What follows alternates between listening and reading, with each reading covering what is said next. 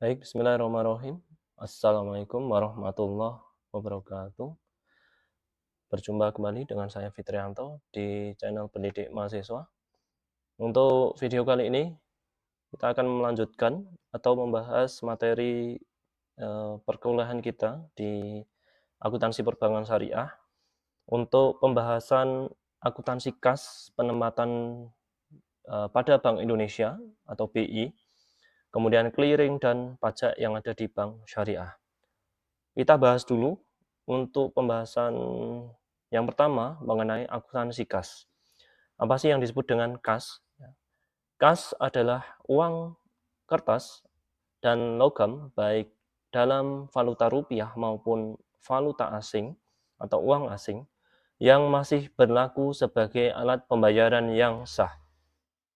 Perubahan posisi saldo kas, saldo kas yang ada di bank syariah disebabkan pertama, penyetoran dan penarikan tunai oleh nasabah. Yang kedua, penyetoran kepada Bank Indonesia atau penarikan dari rekening bank dari nasabah yang bersangkutan di Bank Indonesia. Kemudian, penggunaan untuk transaksi internal bank berupa kas kecil, pembayaran biaya-biaya operasional, dan gaji, dan seterusnya. Transaksi internal bank dapat dibedakan menjadi dua jenis. Yang pertama, transaksi tanpa menggunakan kas kecil, dan yang kedua adalah transaksi dengan menggunakan kas kecil. Transaksi dengan kas kecil biasanya transaksinya pembayarannya via debit rekening. Kemudian transaksi dengan menggunakan kas kecil biasanya dilakukan untuk transaksi yang nominalnya relatif kecil, seperti biaya konsumsi, transportasi, biaya langganan koran, majalah, tagihan listrik, air, dan sebagainya. Akuntansi kas kecil di perbankan dapat digunakan menjadi dua atau dapat dibedakan menjadi dua, yaitu yang pertama sistem dana tetap, yang kedua sistem dana fluktuatif. Sistem dana tetap meliputi pembentukan dana kas kecil, pemakaian dana kas kecil, pengisian dana kas kecil. Saat membentuk dana kas kecil, maka bank akan mendebet dana kas kecil. Pemakaian kas kecil tidak langsung di jurnal, tetapi diarsip terlebih dahulu, baru kemudian di akhir periode akan dijumlahkan dari beban-beban yang telah digunakan dari kegiatan operasional yang dari bank tersebut. Sedangkan sistem dana fluktuatif, pencatatannya yaitu setiap ada transaksi maka bank akan langsung mendebet dari dana kas kecil. Pada saat isi kas kecil, bank akan mendebet dana kas kecil dan mengkredit rekening kas. Saat pemakaian, kas kecil akan didebit biaya-biaya dan mengkredit atau lawannya adalah dengan cara mengkreditkan dana kas kecil. Contoh transaksi kas kecil yang ada di bank syariah maupun di bank konvensional, misalnya pada tanggal 1 Maret 2023 dibentuk dana kas kecil sebesar 500.000. Tanggal 3 Maret dibayar biaya konsumsi rapat 40.000. Tanggal 7 Maret dibayar BBM 60.000. Tanggal 10 Maret dibayar biaya asuransi cash in save 50.000. 11 Maret 2023 dibayar asuransi cash in transit 20.000 dan seterusnya sampai akhir periode atau akhir bulan misalnya kas kecil diisi kembali misalnya berapa gitu ya. Contoh penjurnalannya bagaimana? Seperti yang sudah saya jelaskan tadi, penjurnalan di kas kecil yang ada di bank syariah dapat dibedakan dengan cara sistem dana tetap dan sistem dana fluktuatif. Untuk dana tetap, penjurnalannya seperti ini, 1 Maret diisi kas kecil 500.000, lawannya kredit kas 500.000.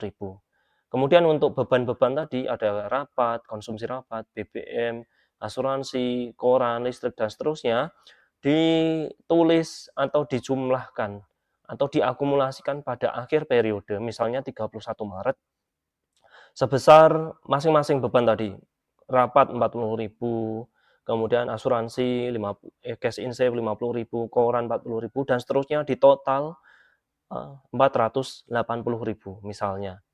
Kemudian pada tanggal 31 Maret 2023 juga, selain menjumlah dari biaya-biaya yang sudah dikeluarkan dalam 1 bulan tersebut, bank akan mengisi kas kecil lagi, misalnya 480.000. Ya, karena sudah digunakan 480.000, diisi lagi 480.000, lawannya kredit kas Rp480.000. Saya kira tidak terlalu susah untuk penjurnalan kas kecil dengan sistem dana tetap. Bagaimana kalau untuk yang penjurnalan kas kecil dengan dana fluktuatif? Ya, seperti yang sudah saya jelaskan tadi, maka setiap transaksi mengeluarkan kas kecil, misalnya beban konsumsi, biaya BBM, dan seterusnya, langsung ditulis berdasarkan tanggal transaksinya. Tanggal 1 Maret misalnya, mengisi dana kas kecil 500.000, lawannya kredit kas 500.000. Tanggal 3 Maret ada konsumsi rapat sebesar 40.000. Diambil dari dana kas kecil atau kredit dana kas kecil 40.000. 7 Maret isi BBM ya, sebesar 60.000, lawannya kredit dana kas kecil 60.000, dan seterusnya. Jadi bedanya antara dana fluktuasi atau dana fluktuatif dengan sistem dana tetap, kalau dana tetap diakumulasikan dulu, biaya-biaya tersebut diarsip, tidak langsung di jurnal, di akhir periode baru dijumlah biayanya berapa. Sedangkan untuk yang fluktuasi, setiap mengeluarkan uang, maka langsung di jurnal. Saya kira tidak susah untuk jurnal akuntansi kas yang ada di Bank Syariah. Kita langsung masuk ke akuntansi kas terkait dengan setoran dan penarikan nasabah via teller. Berarti mencatat transaksinya ketika ada nasabah setor tunai dan tarik tunai melalui teller. Bagaimana caranya untuk penjurnalannya? Kalau teman-teman ingat dari akuntansi penghimpunan dana di awal-awal dulu kita telah pelajari, bahwasanya untuk akuntansi transaksi kas yang berupa setoran dan penarikan via teller sudah sedikit saya atau sudah lumayan cukup banyak saya bahas di pertemuan tersebut. Misalnya pada tanggal 2 Agustus ya, kita bahas dulu transaksi setoran di kas cabang sendiri. Cabang sendiri itu bagaimana, Pak? Misalnya saya punya rekening Bank Syariah X di Salatiga. Saya melakukan setoran di kantor tempat saya buka rekening tersebut, yaitu Bank Syariah X Salatiga. Berarti dapat dikatakan transaksi tersebut adalah transaksi di kantor cabang sendiri.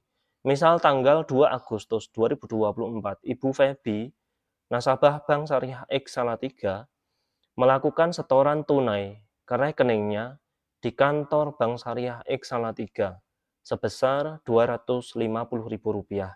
Maka jurnalnya di Bank Syariah X Salatiga pada tanggal 2 Agustus 2024, Bank Syariah X Salatiga menerima uang tunai, setoran tunai dari Ibu Febi 250.000. Maka jurnalnya akan berbunyi debit kas. Ya, ingat, kas kalau bertambah di sisi debit Rp250.000.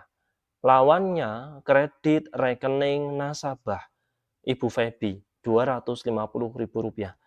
Ada sedikit perbedaan, bukan perbedaan sih ya, penulisan di sini. Kalau di akuntansi penghimpunan dana, dulu kita pernah belajarnya itu detail. Tabungan mudharabah, deposito mudharabah, giro wadiah, giro mudharabah, dan seterusnya. Sehingga lawannya di sini tabungan, misalnya kredit tabungan mudharabah Ibu Febi. Kalau di transaksi setoran kas cabang sendiri, berhubung di sini tidak disebutkan tabungan nasabah tersebut apa itu wadiah atau mudharabah, maka kita tulis sesuai dengan yang ada di soal. Nggak usah ditulis mudharabah atau wadiahnya, cukup ditulis kredit rekening nasabah atas nama Ibu Febi Rp250.000. Ini lebih gampang daripada kita belajar yang di penghimpunan dana. Untuk itu kita lanjut ke slide berikutnya. Bagaimana kalau untuk transaksi penarikan di kas di cabang sendiri? Ya, saya punya rekening di Bank Syariah X Salatiga, narik uang via teller di Bank Syariah X Salatiga. Misalnya tanggal 4 Agustus 2024, Ibu Feby, yaitu nasabah Bank Syariah X Salatiga, melakukan penarikan uang tunai dari rekeningnya di kantor Bank Syariah X Salatiga sebesar 100.000. Maka jurnalnya di Bank Syariah X Salatiga pada tanggal 4 Agustus 2024 adalah debit rekening nasabah Ibu Feby Rp100.000, kredit kas. Bank mengeluarkan uang, maka kredit kas sebesar Rp100.000. Ya, ingat ya, untuk di akuntansi kas lebih sederhana, tidak secara detail disebutkan tabungannya mudharabah, apakah wadiah, apakah giro, apakah deposito, maka cukup ditulis debit rekening nasabah. Kalau kita belajar di akuntansi penghimpunan dana, lebih detail ya, tabungannya mudharabah.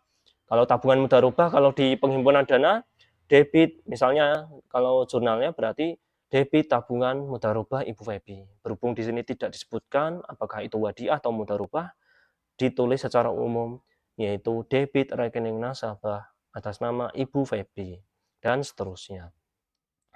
Transaksi setoran dan penarikan ya, di kantor cabang sendiri sudah selesai. Kita lanjut ke pembahasan berikutnya. Bagaimana kalau setoran dan penarikannya di kantor cabang lain, Pak? Misalnya bagaimana contohnya? Saya mempunyai rekening tabungan di Bank Syariah X Salatiga. Nah, kemudian pada suatu hari saya misalnya kalau transaksi store, saya di Sragen, ya. Di Sragen juga ada Bank Syariah X, ya, asal masih satu merek, beda cabang, saya bisa setor di Sragen.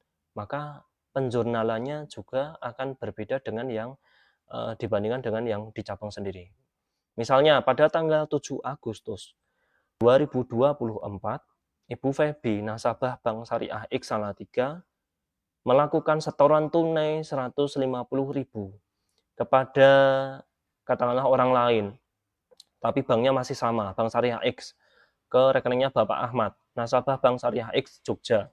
Maka jurnalnya akan berbunyi pada tanggal 7 Agustus di Bank Syariah X Salatiga akan berbunyi karena Ibu Feby melakukan setor tunai, bank menerima uang, jurnalnya berbunyi debit kas 150.000 karena yang disetor bukan cabang milik Salatiga, maka lawannya adalah kredit rekening antar kantor. Cabang mana yang dituju tadi? Yaitu cabang Yogyakarta sebesar Rp150.000.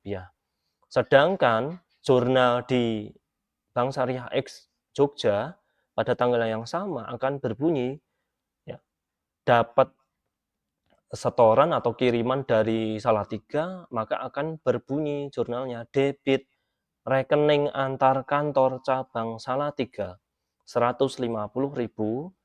Uangnya ditujukan kepada siapa? Ditujukan kepada Bapak Ahmad. Nah, rekening nasabah Bapak Ahmad Rp150.000.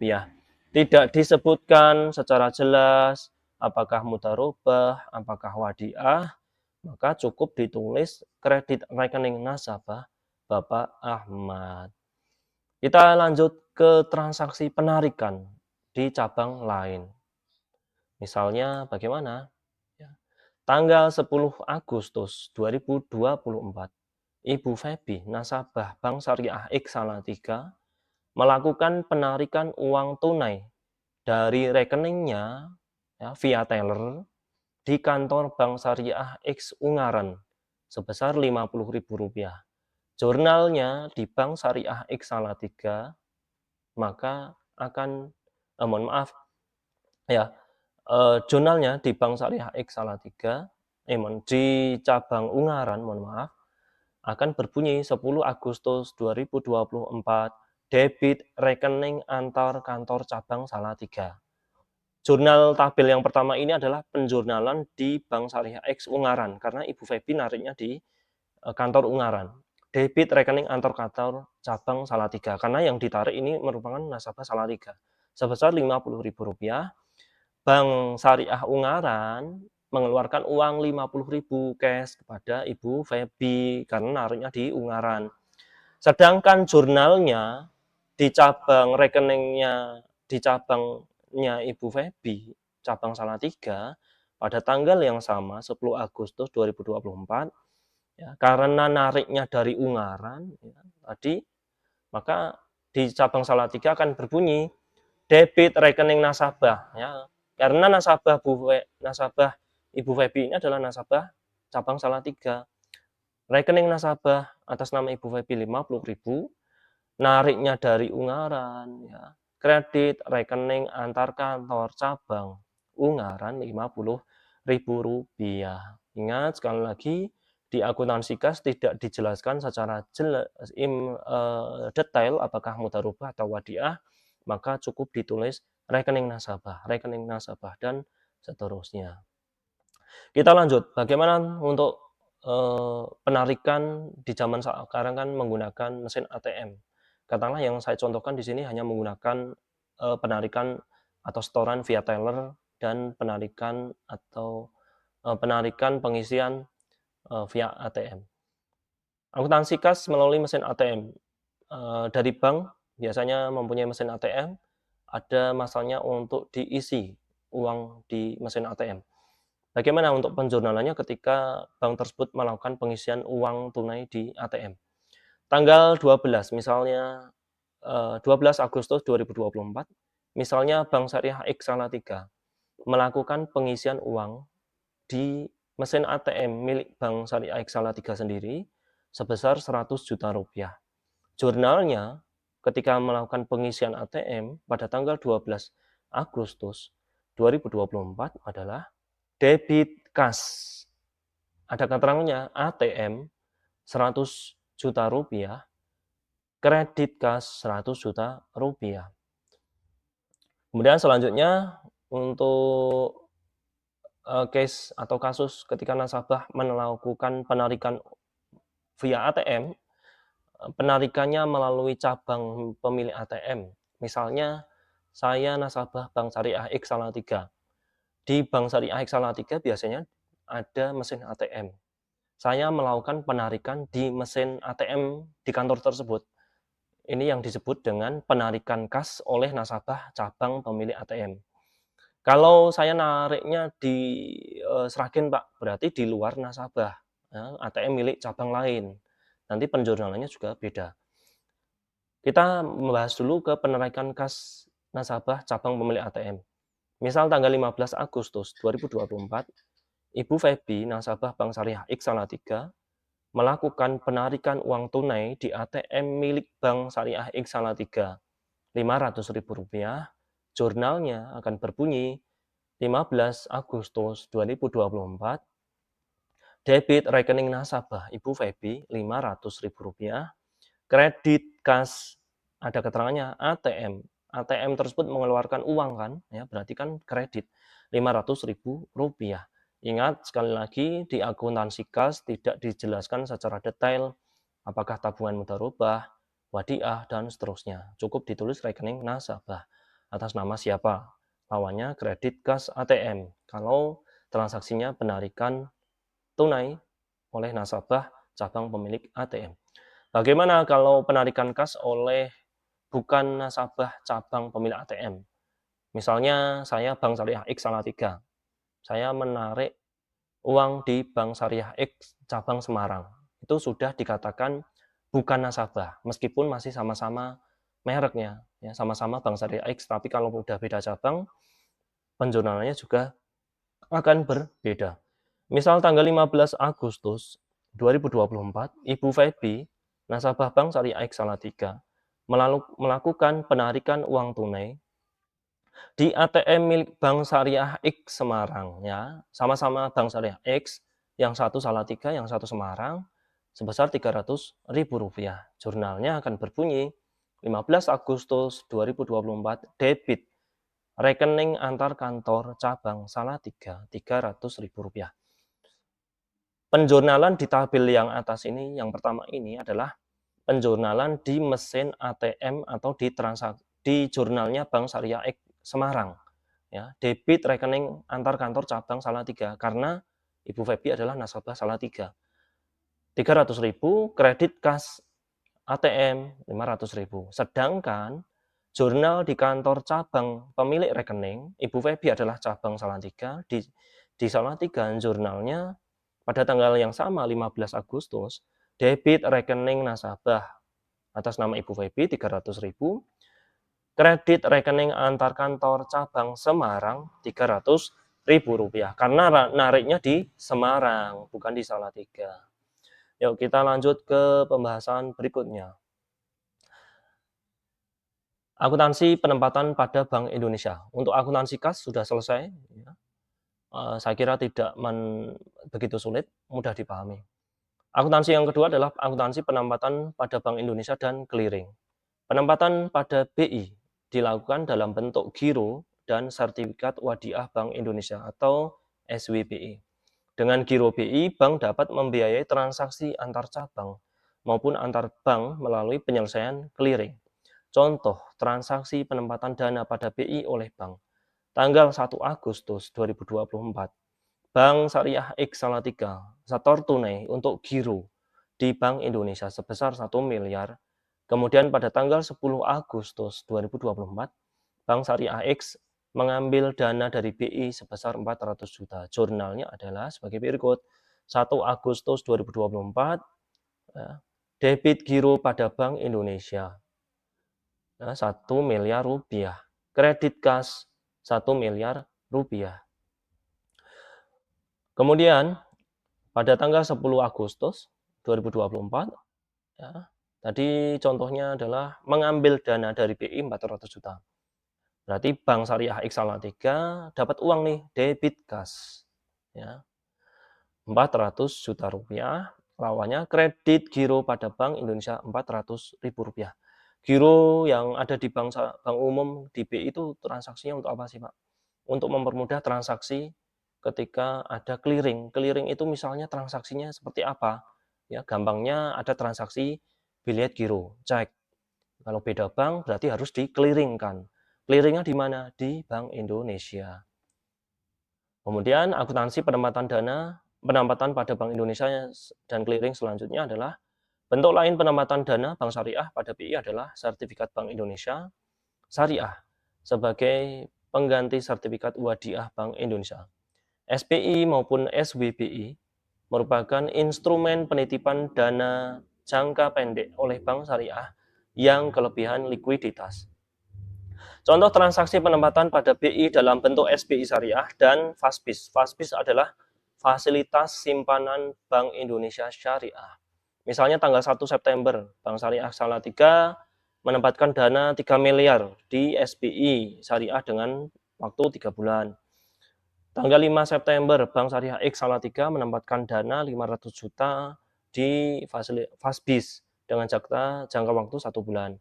5 Oktober 2024, Bank Syariah X mencairkan FASBIS yang dimasukkan tadi tanggal 5 September, ya, dicairkan. Kemudian tanggal 1 Desember, Bank Syariah X Salatiga mencairkan SBI yang dimasukkan pada tanggal 1 September. Jurnalnya sebagai berikut. 1 September tadi menempatkan SBI di Bank Indonesia 3 miliar. Debit SBI Syariah 3 miliar. Lawannya kredit giro pada Bank Indonesia 3 miliar. 5 September menempatkan dana FASBIS. Debit FASBIS 500 juta. Kredit giro pada Bank Indonesia 500 juta. Tanggal 5 Oktober, FASBIS-nya yang ditempatkan September tadi dicairkan. Sehingga jurnalnya berbunyi debit giro pada Bank Indonesia 500 juta, kredit FASBIS 500 juta. Kemudian pada 1 Desember 2024 dicairkan SBI-nya tadi, ya, yang dari tanggal 1 September. Debit giro pada Bank Indonesia 300 debit giro pada Bank Indonesia 3 miliar, kredit SBI Syariah 3 miliar. Saya kira tidak begitu susah. Lanjut ke slide berikutnya. Akuntansi penempatan pada Bank Indonesia dan clearing. Oh, ini gantian clearing. Clearing adalah sarana perhitungan utang piutang dalam bentuk surat berharga, surat dagang dari bank peserta yang diselenggarakan oleh BI. Untuk ikuti clearing, bank komersial harus mendaftar sebagai peserta clearing oleh BI. Kegiatan clearing menggunakan warkat berupa cek, BG, dan seterusnya. Misal contoh transaksi clearing. Tanggal 5 Juli, Bank Syariah X Salatiga menerima tagihan dari Bank Syariah Y sebesar 200 juta untuk beban clearing atas nama Bapak Ahmad. Jurnalnya 5 Juli 2024, ya. Karena yang didebet rekeningnya dari Pak Ahmad, berarti berbunyi jurnalnya debit giro dari Pak Ahmad 200 juta, lawannya kredit giro pada Bank Indonesia sebesar 200 juta. Sedangkan tanggal 6 Juli 2024, Bank Syariah X Salatiga menyerahkan biliet giro ke BI dan pada tanggal yang bersangkutan, pada tanggal saat itu juga dinyatakan clearing berhasil senilai 300 juta untuk keuntungan rekening Bapak Samsul. Jurnalnya seperti berikut: 6 Juli 2024, debit giro pada Bank Indonesia 300 juta rupiah, kredit giro Samsul 300 juta rupiah. Kita lanjut ke slide berikutnya. Akuntansi pajak. Ya, beberapa jenis objek pajak yang terkait dengan aktivitas bank syariah beserta tarifnya dikenakan ketika menerima bonus giro hadiah, ya, oleh nasabah, maka pajaknya sebesar 20% dari bonus yang diterima. Penerimaan bagi hasil dari nasabah giro, tabungan, mudharobah, deposito untuk mudharobah terkena pajak 20% dari bagi hasil yang diterima. Kemudian gaji dari pegawai bank syariah dikenakan pajak 10%. Kemudian penghasilan bank syariah dari aktivitas operasionalnya sesuai dengan hukum, bukan hukum ya, sesuai dengan ketentuan dikenakan PPh pasal 21 untuk badan usaha. Kemudian yang selanjutnya dividen yang dibayarkan bank syariah pada pemegang saham dikenakan pasal 4 ayat 2, yaitu sebesar 20% dari dividen yang diterima. Pajak yang dipungut bank disimpan terlebih dahulu dalam rekening yang bernama titipan kas negara, sesuai pajak yang dipungut. Secara berkala, pajak tersebut dibayar pada rekening pemerintah melalui BI. Kemudian contoh transaksi pajak, misalnya 30 Oktober, dibayar bonus giro hadiah kepada Bapak Ahmad sebesar Rp10.000. Pajaknya sebesar 20%, jurnalnya ya 30 Oktober 2024, debit beban bonus giro hadiah 100.000, dimasukkan rekening kepada Pak Ahmad giro hadiah 80.000 karena dikenakan pajak, pajaknya 20% dari bonus, ya. Kredit titipan kas negara, yaitu PPh pasal 4, 20% dari 100.000 adalah Rp20.000.